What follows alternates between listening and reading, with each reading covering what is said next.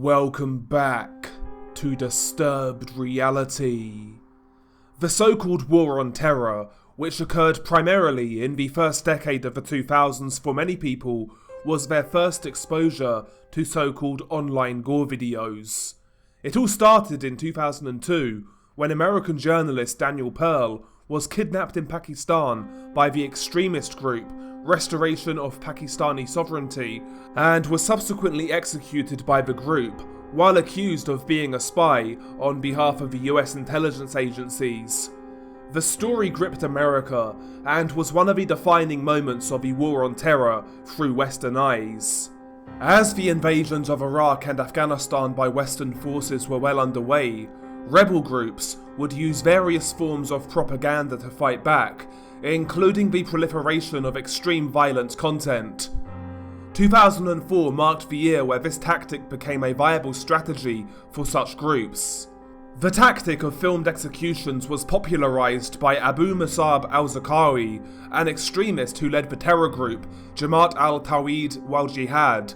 He's best known for allegedly being involved in the murder of American engineer Nick Berg, which was also filmed and subsequently became one of the most well-known beheading videos from the time, once again making mainstream headlines across the globe. Primarily, the terror groups would upload the videos to crudely designed websites. The videos would then spread from there, being shared via email by internet users, as well as being ripped and re-uploaded by shock sites such as Ogrish and Rotten.com. So-called execution videos were a staple of the War on Terror, and terror groups primarily in Iraq popularized the trend of filmed executions among extremist groups. While they never started this tactic, in fact, it was the Chechen rebels who seemingly first adopted the method of weaponized violence in the First and Second Chechen Wars, by leaving execution tapes on the bodies of dead Russian soldiers for their comrades to find. However, it was certainly terror groups in Iraq who put the topic of filmed executions into the public zeitgeist. As the War on Terror began to fizzle out in the early 2010s, a new boogeyman appeared at the forefront of our news feeds: ISIS, or the Islamic State of Iraq and Syria. Its origins were in the Jaish al-Taifa al-Mansura organization, founded by Abu Omar al-Baghdadi in 2004, which fought alongside al-Qaeda during the Iraqi insurgency. However, it wasn't until 2014 when the group finally achieved their aim of becoming a globally recognized terror organization. In 2014, the group's militants managed to fiercely take control of territory in both northern western Iraq as well as eastern Syria, taking advantage of the ongoing Syrian civil war. By the end of 2015, the group were in control of areas totaling an estimated population of 12 million people. Under ISIS, general civilians were terrorized by the group, with any misdemeanor being severely punished. The group ruled under its extremist interpretation of Islamic law. At its height in the mid-2010s, it was estimated that ISIS ran on an annual budget of $1 billion and were in command of around 30,000 fighters. At this time, ISIS also flooded the internet with various forms of propaganda videos, mainly relating to the executions of those who they deemed as enemies of the cause. However, the ISIS-style execution videos were different, unlike anything we have seen from any other group. Unlike the original execution videos stemming from the War on Terror, or videos filmed by Mexican drug cartels, ISIS murder videos were filmed and edited in the highest quality, giving them almost a movie-type aesthetic. ISIS videos are very frequently heavily edited with music, sound effects, graphics, slow motion segments, various camera angles, and very often follow a story-type format in order to facilitate their propaganda attempts. The ISIS execution videos that flooded the internet usually just show the executions of said captives. However, they are very often clipped from longer ISIS videos, essentially cutting out the narrative segments of these videos. Sometimes, ISIS videos can total 10 or even 20 minutes in length, with executions spliced in between the propaganda segments. Today, we will delve into the depraved world of ISIS and will explore some of their most depraved acts caught on camera. But nevertheless, let's get into the topic at hand. Number 1. The Siberian Slaughterer. In December of 2015, Russia was shocked by the release of an ISIS video that depicted the execution of a Russian national. However, what made the case make mainstream headlines in Russia was the fact that the executioner was himself a Russian man who had been radicalized and recruited by ISIS. Anatoly Zemlyanka, who was dubbed in the media as Jihadi Vlad or the Siberian Slaughterer, was born in January of 1987 in the city of Noyabrizhsk, 230 miles south of the Arctic Circle in the Siberia region of Russia. Anatoly was the son of an Orthodox Christian mother who ran a kitchenware shop while he was growing up, though it is uncertain whether his father was in his life. From very early on, Anatoly was described as very average, with a former teacher describing him as an unremarkable pupil whose exam results were satisfactory at the very best. His former teacher stated he was a bad student. His average score was, let's say, unsatisfactory, or at the very best, satisfactory. He wasn't a hooligan, quite the opposite, demure and very ordinary. As Anatoly moved into adulthood, it was clear that his life was heading in an uncertain direction. In his later school years and young adult life, Anatoly would become fascinated by Adolf Hitler and his Nazi rhetoric. A classmate stated, "I can't say he was a complete fascist skinhead, but he paid attention to it and spoke about skinheads with respect," the friend said. He liked the outer superficial side of it all. For example, he liked the Nazi salute.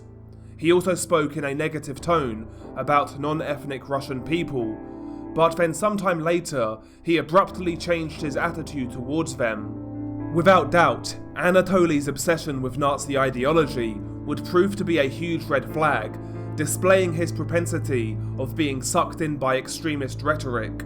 While bouncing from job to job in his adulthood, Anatoly felt like life was passing him by, and he seemed to be constantly searching for meaning. He would soon take up the sport of kickboxing. Local coach Oleg Zinner at the Balin Sports Club said, "He wasn't a regular. He came from time to time. He was a handsome tall guy, very muscular, but as a sportsman, he turned out to be quite weak, rotten. Other guys would pull themselves together after a defeat and rush to fight back, but he wasn't that kind. Not a fighter's character. He would come time to time, but sometimes he wouldn't be seen for a while." At around 25 or 26 years old, Anatoly would convert to Islam. Not much is known about his conversion, though it was more than likely fueled by his desire for acceptance and to be part of something bigger than himself. As the months passed, he would begin to consume extremist propaganda content uploaded by ISIS, which led him down a deep, dark, violent rabbit hole. In 2013, Anatoly would then travel to Syria with a one-way ticket to further ingrain himself and be a part of ISIS. It's also said that he left with a girlfriend of his. For the next 2 years, Anatoly would develop connections with ISIS, allegedly training with them to be a competent fighter. In late 2015, he would become Russia's most wanted man after the recorded murder of alleged Russian spy Magomed Kasiev. Magomed Kasiev was born in Chelyabinsk in the Russian Ural Mountains, but was orphaned aged 9 years old and was raised by adoptive parents in Chechnya. The following year he became a Muslim and went on to study law at the Maykop Polytechnic College in the small Russian region of Adgia. Kasiev, born Yevgeny Yudin before taking the name of his adoptive mother, is said to have ended up in Syria after being recruited by Russia's Federal Security Service, the FSB. His recruitment into the FSB was interesting to say the least. In February of 2014, he was caught in possession of a large amount of prescription medication and was known to have links to local drug dealers. Kassiev is said to have done a deal with the FSB to avoid prosecution, it's claimed. He was then sent undercover to ISIS via Turkey, and he was giving the intelligence services information from behind enemy lines. At least that is what is alleged. The FSB, after the murder, played down that he was a spy monitoring ISIS activity in Syria, though they never flat out refuted the claim.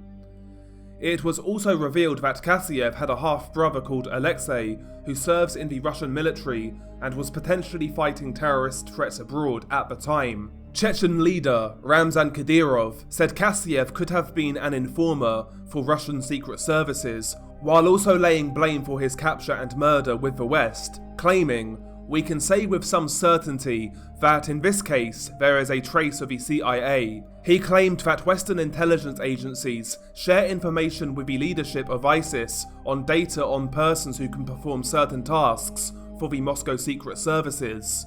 Kadyrov stated that the murder of Magomed Kassiev is a propaganda campaign by ISIS and their patrons among Western intelligence agencies. In December of 2015, the fate of Magomed Kassiev was revealed to the world in a gruesome ISIS propaganda video that, in total, is just over 7 minutes in length. The video itself is titled, "You shall be disappointed and humiliated, O Russians." Most of the video itself is actually an interview with captive Magomed that takes place in a dark room. He's forced to answer questions, where he claims to be a spy working for the FSB, as well as detailing other information about his life. After the interview segment, the video then transitions to the execution scene, which is around 2 minutes long. As the execution scene begins, you see Anatoly standing behind Magomed, as Magomed is kneeling on the ground with his hands tied behind his back while wearing an orange jumpsuit. Anatoly is branding a combat knife, which he is waving around as he reads out a statement. In the statement, he directly threatens the Russian population and politicians. He states, "Russian people, you will not find security in your home. We will kill your sons for each son you killed here, and we will destroy your homes for each home you destroyed here." As Magomed awaits his demise, he remains calm and stoic as Anatoly continues to read out the statement. Once Anatoly is done talking, he quickly then grabs Magomed by the hair, which startles Magomed. Then, he takes the serrated blade and slices the victim's throat. You hear Magomed begin to scream, as blood immediately sprays out the laceration on his neck. The execution from here is then heavily edited, showing different segments and angles of the beheading. As far as ISIS standards, it isn't actually the most graphic video due to the editing. The last shot is that of Anatoly standing with his knife still in hand, as the camera pans down to the severed head of Magomed. While the case isn't actually the most graphic, the story of Anatoly's radicalization is interesting to say the least. It goes to show that some people possibly may be more susceptible of being recruited into extremist ideology. With Anatoly, I don't think it mattered what the ideology was. He went from Nazism to religious extremism, and although they are different ideologies, they do share similarities. Regardless of ideologies, I think people like Anatoly will always gravitate towards such communities. Number 2. Heads will roll.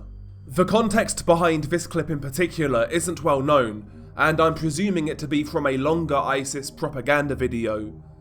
The only potential information that I've possibly found surrounding the clip is that the victims in the video are accused of being Syrian spies, though again this may be false. The video is much more graphic than the first clip we covered, and multiple victims are involved. The video itself is 2 minutes and 6 seconds in length, and as you play the video, you are greeted with the sight of the victims, who, like in all ISIS videos, are wearing orange jumpsuits and have their hands tied behind their backs. They are being kept captive in a metal cage. As you play the video, you see close-ups of the captives' faces, as they wait for their executions. An ISIS fighter then walks up to the cage, unlocks it, and drags out one of the prisoners, leading him away from the cage and bringing him to an ISIS fighter who is dressed in all black, before making the victim kneel down on the ground while leaning forwards so the back of his neck is exposed. The man in black is carrying a sword, which is called a scimitar. It's curvy, looks heavy, and is extremely sharp. The man in black then lifts the sword above his head and then swings it down on the back of the captive's neck, and in one hit, he completely decapitates the victim. The video then shows in quick succession each of the captives being decapitated, all in one hit with the sword. The video has been heavily edited, and you hear sword sound effects added to each decapitation. Some of the decapitations are in slow motion, and you see the blood spray at least a couple of feet from several of the victims. It's incredibly high definition. You see 8 men get brutally decapitated in quick succession, before then you see the 9th and final man get his head severed. He's led out of the cage and made to kneel on the ground. He then looks at the 8 deceased victims, all of which have been arranged into a semicircle with their heads rested on their bodies. He looks at the dead decapitated bodies one last time, before lowering his head, and then the executioner swings down the sword, decapitating him. Multiple jets of blood spray out from the victim's neck, and as his body falls to the side, the blood covers one of the ISIS fighter's combat boots. With all of the men dead, you are then given multiple close-up shots of the carnage. You get close-up views of the insides of the victims' necks. You see the windpipes and arteries that are still pumping blood. You are also shown under the chin of one of the decapitated heads, and you see that one of the victims' tongues is hanging down under the jaw. It's incredibly graphic. In another shot, you see the eyes of a decapitated head roll to the side, before the eyes then close. Despite the over-the-top editing, the video is still extremely graphic, bloody and visceral, and the systematic nature of it is somewhat similar to the infamous ISIS human slaughterhouse video. Number 3. The cycle of violence. This clip is different from the previous 2 mentioned. In fact, it's actually from Africa, supposedly filmed by an ISIS-affiliated group. It's unclear as to what country the video is from, but it's possibly from Western Africa, maybe Nigeria, Niger or Chad. Of course, in terms of terror groups in Africa, Boko Haram are the most well-known and arguably the most violent, but a whole host of others exist. A commenter on the site where I watched the video claimed that the perpetrators to be from ISWAP, or Islamic State, West Africa Province, which is a splinter group from Boko Haram. ISWAP's origins date back to the emergence of Boko Haram, a Salafite jihadist movement centered in Borno State in northeastern Nigeria. The movement launched an insurgency against the Nigerian government following an unsuccessful uprising in 2009, aiming at establishing an Islamic State in northern Nigeria and neighbouring regions of Cameroon, Chad and Niger. Its de facto leader at the time, Abubakar Shekau, attempted to increase his international standing among Islamists by allying with the prominent Islamic State in March of 2015. However, ISIS would soon become disenfranchised with Boko Haram, and in particular its leader, Abubakar Shekau. Despite orders by the ISIS Central Command to stop using women and children as bombers, as well as refrain from mass killings of civilians, Shekau refused to change his tactics. Researcher Ayman Jawad al-Tamimi summarized that the Boko Haram leader proved to be too extreme even by Islamic State standards. Shekau had always refused to fully submit to ISIS Central Command, and the latter consequently removed him as a leader of ISWAP in August of 2016.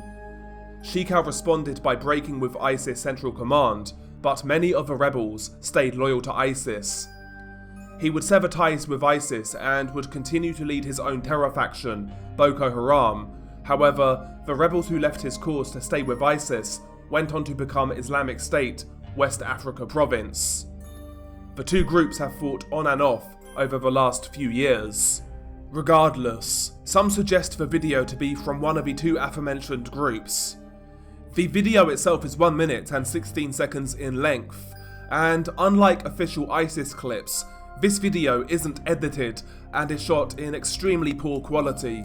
As you play the video, you see a man who is wearing a blue shirt laying on the dirt ground, and he's surrounded by multiple armed men, some of which are wearing masks. The executioner in the video appears to be Middle Eastern and not African, though, due to the quality of the footage, I cannot be totally sure. The killer is carrying a rusty-looking machete, and immediately it's clear that he's attempting to slice the captive's throat. The captive tries his very best to fight back. He rolls away from the machete-wielding killer. However, another man wearing orange boots steps on the victim's chest so that he cannot move. The murderer then moves in and places his palm on the victim's forehead with one hand, while taking the machete in the other and then attempting to slash the man's throat. The victim tries to talk to the executioner as he is slicing back and forth. Initially, the blade doesn't even appear to cut as it's so blunt. However, after a while of slicing back and forth, you suddenly see the blade sink into the victim's throat and blood immediately begins to leak.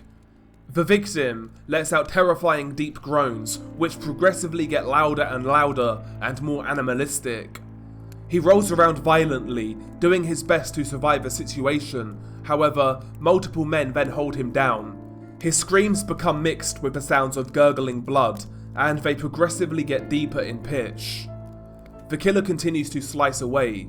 You don't see the victim die on camera, however, the video jump cuts to quite frankly a depressing scene which truly signifies the cycle of violence and extremism in its purest form. The executioner stands next to the body of a victim who now appears dead. The cut in his throat is deep and he lays in a puddle of his own blood. The killer reads out a statement as a young child who looks to be 6 or 7 years old hacks away at the deceased man's neck, attempting to behead him.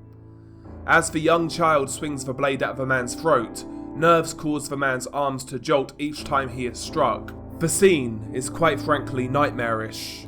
Intermittently, the young child gets tired and takes short breaks before resuming to hacking away at the man's neck. Quite frankly, this video is just utter depression.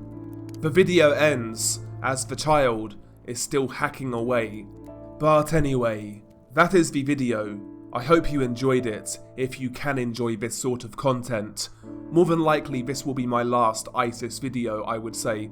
I think I've done 2 previous to this, and more than likely this will be the last one. Maybe one more as a bonus video, I don't know, but yeah.